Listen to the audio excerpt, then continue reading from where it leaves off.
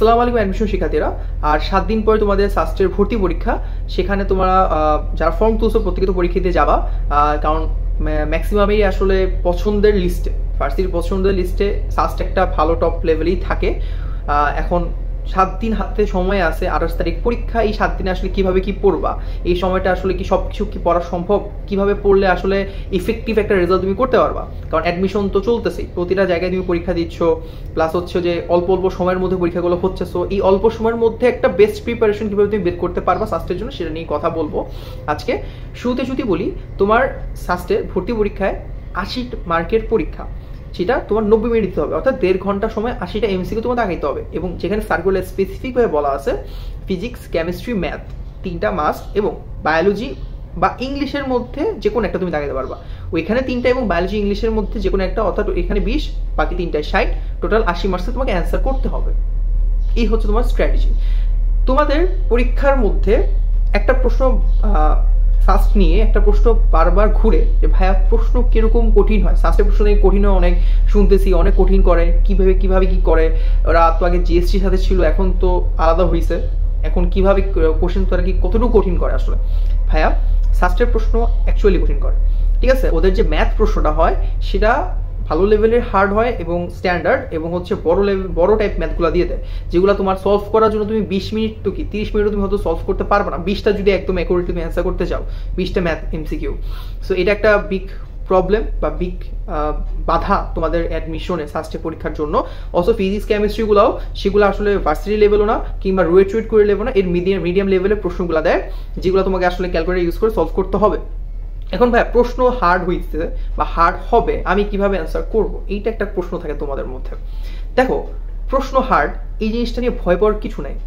কেন? দেখো, রিসেন্টলি তোমরা ঢাকা ইউনিভার্সিটিতে অ্যাডমিশন দিয়ে আসছো, যেখানে তোমাদের সবার ভাষ্য এটা ছিল, সবাই প্রত্যেকেই বলছে যে ফিজিক্স প্রশ্ন অ্যাকচুয়ালি হার্ড হয়েছে, কঠিন হয়েছে। আমি ধরলাম ফিজিক্স প্রশ্ন হার্ড হয়েছে, মানে ফিজিক্সে 25 মার্ক পুরো হার্ড, প্রত্যেকটা নাম্বার হার্ড ছিল, ওকে।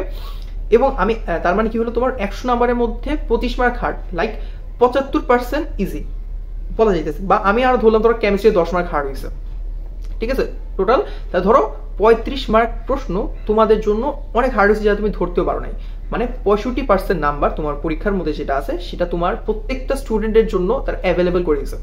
প্রত্যেকটা স্টুডেন্ট যাতে অ্যান্সার করতে পারে সেরকম অ্যাভেলেবেল করেছে, যেটাকে আমরা বলতেছি যে আমাদের এবারে অ্যাডমিশনে প্রশ্ন ভালো লেভেলে হার্ড বলতেছি ঢাকা ইউনিভার্সিটির প্রশ্নটাকে, ঠিক আছে। তার মানে কি, এখন তুমি যদি স্টুডেন্ট অ্যাডমিশন এক্সাম দিচ্ছ, তুমি যদি ওই 65 নাম্বারের মধ্যে 60 মার্ক এক্স্যাক্ট অ্যাকুরেটলি কারেক্ট করে দিয়ে আসতে পারো, ধরলাম বাকি 5 নাম্বার তোমার টেকনিক্যাল এরর ছিল, তুমি দাগে থেকে ভুল করে ফেলছো, ওকে। 60 মার্ক তুমি যদি এক্স্যাক্টলি দাগায় দিয়ে আসতে পারো, তোমার পজিশন ইজিলি তুমি ঢাকা ইউনিভার্সিটি চান্স পেয়ে গেছো। 60 মার্ক যদি তুমি ইজিলি মানে এক্স্যাক্ট কারেক্ট করে দিয়ে আসতে পারো। সাথে ধরলাম ওই যে তোমার 35 মার্ক তোমার কঠিন হয়েছে তোমার জন্য। এখন এমন কঠিনও হয় নাই যে ভাই তুমি অ্যান্সারই করতে পারবে না, এটা কি পসিবল যে এমন কঠিন হয়েছে যে অ্যান্সারই করতে পারো না। ধরলাম তুমি এখান থেকে আরো 5-7 মার্ক 8 মার্কস তুমি অ্যান্সার করছো, কারেক্টলি অ্যান্সার করছো, ঠিক আছে। তাহলে 60 আর 8 কত, 68, তুমি ইজিলি টপ 500 থেকে 600 এর মধ্যে থাকতেছো, একদম ইজিলি জিনিস। তাহলে কি বোঝাচ্ছে যে কঠিন প্রশ্নকেও তুমি ইজিলি সহজ করে পরীক্ষা দিয়ে আসতে পারো। এর জন্য তোমার লাগবে হচ্ছে টেকনিক, তোমার নিজস্ব একটা স্কিল লাগবে। তোমার প্রশ্ন কোনটা কঠিন কোনটা সোজা সেটা আগে জাজ করতে হবে, এবং সেই জন্য স্কিপ করতে হবে। সহজ প্রশ্ন সবাইকে অ্যান্সার করবা, কঠিন প্রশ্নগুলো পরে রেখে দিবা, পরে গিয়ে টাচ করবা। এটা হওয়া উচিত প্রতিটা স্টুডেন্টের অ্যাডমিশন এক্সামের স্ট্র্যাটেজি। কিন্তু না, আমরা তো ভাই প্রথমে সব একসাথে করতে যাই, একসাথে করতে গিয়ে একটা ম্যাথে আটকা যাই, নার্ভাস ফিল করি, শেষ ওইখানেই মনে করো পরীক্ষার যখন একটা ম্যাথে আমি 4-5 মিনিট চলে যাবে কোশ্চেনে, তখনই আমাদের মধ্যে ওই নার্ভাসনেসটা কাজ করে যে আমার দেওয়ার হবে না, তখনই প্যানিক করো এবং পরীক্ষাটা খারাপ হয়। সাস্টেও ধরলাম যে 40% প্রশ্ন কঠিন হয়েছে, হবে 40% প্রশ্ন কঠিন হবে সাস্টের মধ্যে। সো 60% তাহলে প্রতিটা স্টুডেন্টের জন্য অ্যাভেলেবেল হবে। সর্বোচ্চ কঠিন করলেও 40% প্রশ্ন কঠিন করবে, 60% প্রশ্ন প্রতিটা স্টুডেন্ট যাতে অ্যাভেলেবেল হয় এরকম প্রশ্নই তো করবে। তাহলে তার মানে কি, 80 নাম্বারের মধ্যে 48 নাম্বার তুমি নিজের যোগ্যতায় এতদিন যে পড়াশোনা করছো, একটু সুন্দর মতো ব্রেন খাটায় 48 মার্কে তুমি কারেক্ট করে দিয়ে আসতে পারবা, এটাতে কোনো সন্দেহ নাই। তাহলে কি হচ্ছে, তোমার 48 নাম্বার যদি পেয়ে যাও, আমি বলতেছি তুমি ইজিলি একটা চান্স পাই গেছো। 48 নাম্বার পাইলে তুমি চান্স পাই যাবা, এটা কোনো আসলে কোনো মানে এটার জন্য আসলে অন্য কিছু জানা দরকার নেই। জাস্ট 48 পাইলে 50 পাইলে তুমি ইজিলি চান্স পাবা, ঠিক আছে, ইজিলি চান্স পাবা। এবং মোটামুটি একটা ভালো পজিশনে চান্স পাবা। ধরলাম ওই যে তোমার বাকি যে 32 মার্ক রয়েছে, ওই 32 নম্বরের মধ্যে তুমি আরো 5 থেকে 7 মার্ক তুমি পারছো, তোমার ওই সব ম্যাথের প্রতি তুমি নজর দিয়ে যেগুলো মিডিয়াম মনে হয়েছে কোশ্চেন্সগুলো, হার্ডের মধ্যে কিছু লেভেল থাকে না, একটা এক্সট্রিম হার্ড, একটা আছে না অ্যান্সারই করা যায়, একটা আছে হ্যাঁ একটু মাথা খাটালে অ্যান্সার করা যায়, করলে অ্যান্সার করা যায়। তো ওইখান থেকে জাস্ট 7 মার্ক, 5 থেকে 7 মার্ক তুমি অ্যান্সার করতে পারছো, তাহলে কত 48 প্লাস 7 কত হচ্ছে 55 নাম্বার। এই 55 নাম্বার তুমি যদি সাস্টে পাই আসো, তুমি ইজিলি টপ পজিশনে থাকবা সাস্টের প্রশ্নে। সাস্টের প্রশ্ন যেটা বললাম সেই হিসেবেই তোমাকে স্ট্র্যাটেজিক্যালি পরীক্ষা দিতে হবে। সো কি হইলো ভাইয়া, প্রশ্ন সবচেয়ে কঠিন হোক কিংবা সবচেয়ে ইজি হোক, তোমাকে তোমার স্ট্র্যাটেজি অনুযায়ী আগাইতে হবে। তোমাকে স্কিপ করা মেন্টালিটি গ্রো করতে হবে, তোমাকে হার্ড প্রশ্ন দেখলে সেটা স্কিপ করতে হবে, সহজগুলো আগে অ্যান্সার করতে হবে, এই হওয়া উচিত মেন্টালিটি। ঠিক আছে, এখন ভাই এই সময়টার মধ্যে আমরা সাস্টের জন্য কিভাবে পড়াশোনা করব? ভাই আমাদের হাতে তো সময় নেই, 7 দিন সময় আছে, 7 দিনে তুমি কি অনেক কিছু পড়তে পারবা, পুরো বই পড়তে পারবে? ওটা এরকম না। সাস্টের প্রশ্ন ব্যাংকটাই আমি বলবো পড়তে।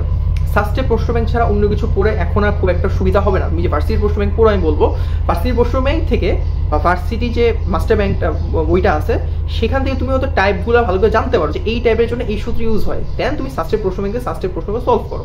এবং ইঞ্জিনিয়ারিং তুমি হয়তো বা সিকিউরিটিটা সলভ করতে আমি বলবো না এই জন্য ভাইয়া, কারণ সিকিউরিটির প্রশ্নগুলো হয় 6 মার্কসের অথবা 10 নাম্বারের, যেগুলা কিনা আমি বলি যে মানে একটু বেশি সময়ের ম্যাথ। সাস্ট হতে এত লম্বা সময়ের ম্যাথ দিবে না, তোমাকে সময় থাকে 1 মিনিট 7 সেকেন্ড, তারাও জানে যে ম্যাথ তুমি কত সময় করতে পারবা। যেখানে সিকিউরিটি একটা কুয়েটে যখন একটা এমসিকিউ সলভ করার জন্য তোমার 1.5-2 মিনিট করে সময় ছিল, তো এখানে তো এত সময় জীবও দিবে না।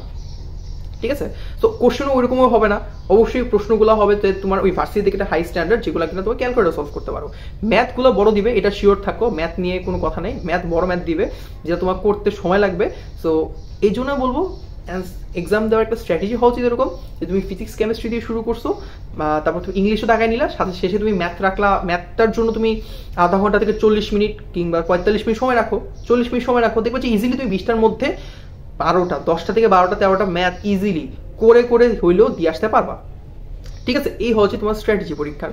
যা বললাম প্রশ্ন ব্যাংকটা পড়ো, আর হচ্ছে কঠিন প্রশ্ন ভেবে ভয় পাও না, এখন আর ভয় পাওয়ার কিছু নাই, জাস্ট মনোযোগ দিয়ে পড়ো, মনোযোগ দিয়ে শেষ করো। এই 7টা দিন বেশি বেশি করে পড়ো, দেখবা যে ইনশাল্লাহ তুমি ভালো কিছু করতে পারবা। সাস্ট কঠিন প্রশ্ন দেয়, বাট এর মানে এই না তুমি অসম্ভব কিছু যে তুমি চান্স পাবা না। ওকে, চান্স পাওয়ার জন্য অবশ্যই তোমাকে টেকনিকে লাগাইতে হবে। টেকনিক ছাড়া আসলে কোনো অ্যাডমিশন ক্র্যাক করা কখনই পসিবল না, কারণ গদবাধা পড়াশোনা দিয়ে তোমার, কারণ পড়ার তো শেষ নেই, এইচএসসি বই এত কিছু আছে, কখন তুমি পড়ো, এখন কি বই পড়ার সময় আছে না। সো ওইটাই আরেকটা জিনিস করতে পারো ভাই, বইয়ের এক্সাম্পলে ম্যাথসগুলো দেখতে পারো, লাইক ম্যাথের জন্য প্লাস হচ্ছে তোমার ফিজিক্সের জন্য এক্সাম্পলে যে ম্যাথগুলো আছে সেগুলো খুব জরুরি। সেগুলো আসলে আমি সবসময় একটা কথা বলে আসতেছি ভাই, অ্যাডমিশনে বই, মেইন বইটা সবচেয়ে জরুরি। তুমি মেইন বই কত ভালো পারো সেটা তোমার রিফ্লেক্স দেখাবে অ্যাডমিশনে। ঠিক আছে, সাথে কোশ্চেন ব্যাংকটা, এই দুটো জিনিসের কম্বিনেশন পড়ে ভাই, কোনো কনসেপ্ট বুক দরকার নাই, কোনো ভার্সিটির প্রশ্ন ব্যাংকের ওই টাইপ ওয়াইজ জিনিস কিছুই দরকার নাই। জাস্ট মেইন বইটা তুমি যদি টাইপ ওয়াইজ পড়তে পারো এবং কোশ্চেন ব্যাংকটা যদি পড়তে পারো, ইজিলি তুমি যে কোনো অ্যাডমিশন পরীক্ষা ভালো কিছু করতে পারবা। এই হচ্ছে ভাই মেইন কথা। সাস্টের জন্য তুমি এইভাবে পড়াশোনা করো, ইনশাল্লাহ তুমি ভালো করবা, এটাতে কোনো সন্দেহ নাই। আর ভয় পাবা না, অ্যাডমিশনে ভয় পাওয়ার কিছু নেই। আমাদের সময় সবচেয়ে কঠিন প্রশ্ন আসছিল আইইউটিতে, ঠিক আছে, এত কঠিন প্রশ্ন দিছে ম্যাথ প্রশ্ন যে চোখেও দেখতে পাইনি। 120 নম্বরের পরীক্ষা ছিল, আই গেস, হ্যাঁ 120 নম্বরের পরীক্ষা ছিল। ম্যাথ আমি দাগাইছিলাম, আমি মনে হয় কয়টা, লাইক 50টা আমি দাগাইতে পারিনি। বের হয়ে দেখি সবারও সেম অবস্থা, এবং ইজিলি আমার মেরিটে নাম আসছে। ঠিক আছে, সো এইটাই। সো প্রশ্ন কঠিন আসলে সেটা কম দাগানোর চেষ্টা করবা, স্কিপ করবা এবং সহজগুলো আগে দাগাই দিবা। এই হচ্ছে তোমার স্ট্র্যাটেজি। ধন্যবাদ।